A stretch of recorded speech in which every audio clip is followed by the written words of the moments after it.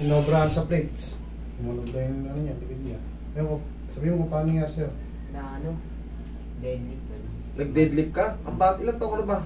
40. Ba't nag-deadlift kayo nung bata pa kayo? Huwag kayo magpuwer. Hindi ba pwede, hindi ako. Hindi pa, manipis pa yung mga ano nyo. Huwag yung puwer sa yung sarili nyo. Alam nyo, pinaka-the best na ano sa inyo.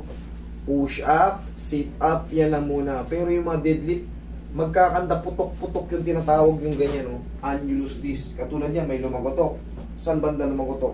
Sa buong likod mo? Hindi yung lower back. Lower back mo. Tapos ngayon, anong pakaramdam mo yan?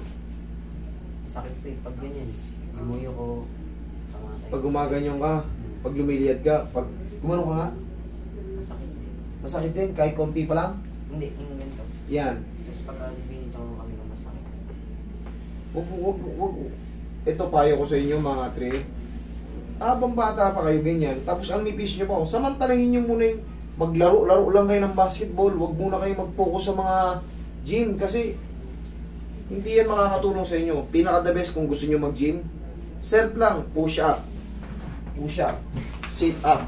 Yan ganyan. Yan, gaganda yung muscle yun dyan. Pero yung nag-deadlift ka na, 14 years old ka pa lang, pak! Mabuti mo. Apekto ang spinal nun. Lahat na yan. Tingnan mo, para siyang matanda, oh. Kaya ganina, nakita ko, naglalaro pa ng basketball ka ganina eh. Hindi, nakatambay lang ako dun. Tambay ka lang.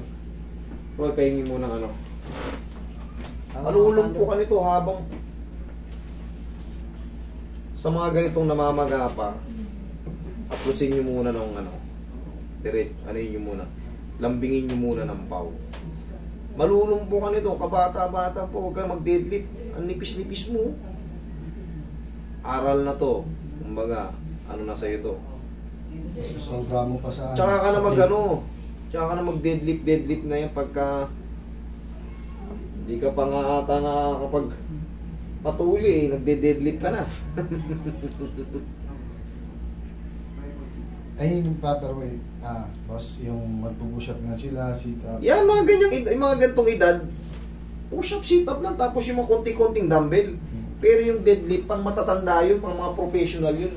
Tsaka may ang deadlift, may kinakabit doon na gilder. Para ano, hindi mo kailangan, ikaw patigilid. Kasi doon lumaki katawan eh, para basketball eh. Mag-push up ka lang day by day. Gaganda yung katawan mo, gaganda yung balikat mo. Hindi mo kailangan na mag-weights.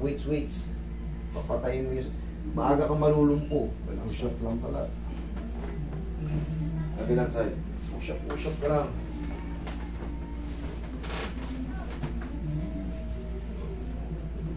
Huwag mong madaliin.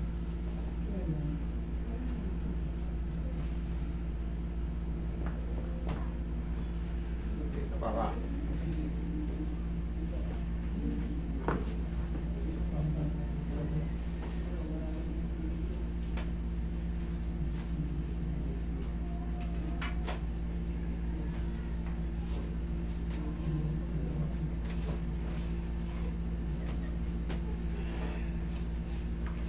Malulong mo nito.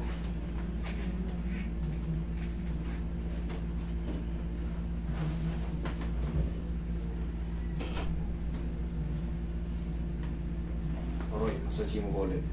Ayan, malulong po yan. Mamamaga kasi Hindi dito siya yan. makatalimbos dito, no? Oo, gaganon-ganon yan.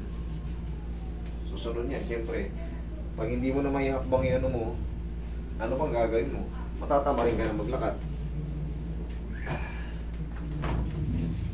Wag na wag yung gagawin yan. Gaya sa kanya, bata pa. Ang proper na ano, mga ganyang edad, kung gusto nyo talagang magpalaki ng ano, build ng katawan, ano lang muna? Sarili lang. Self-weight muna, yung sarili lang. Kung gusto nyo mag dumbbell, mga ilang kilo lang. Pero yung susubukan nyo kagad yung mga pang-international, deadlift, tok! Wala na. Lumpo ka na. Nagaya yung dati niya malaking katawan eh. Saka na, may pagkakat...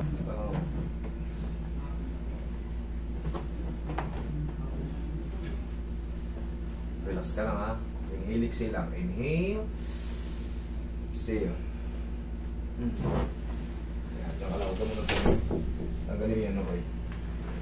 Yan, higa ka lang muna dyan. Diyan ka lang muna. Push up ka lang muna ha. Kung gusto mo lumaki ka to. Huwag kang magbabasa ngayon. Pinakatabi sa gagawin mo. Wala lang. Tambay-tambay ka lang muna. Huwag ka muna magbabasa ha. Kung gusto mong maligo, bukas na. Okay? Sige tayo. Lakad ka. Ay, biglan tayo. Lakad o. Tignan mo ngayon yung mas pinagkaiba. Upo. Tapos, yung gano'n yung sinusubukan mo gano'n.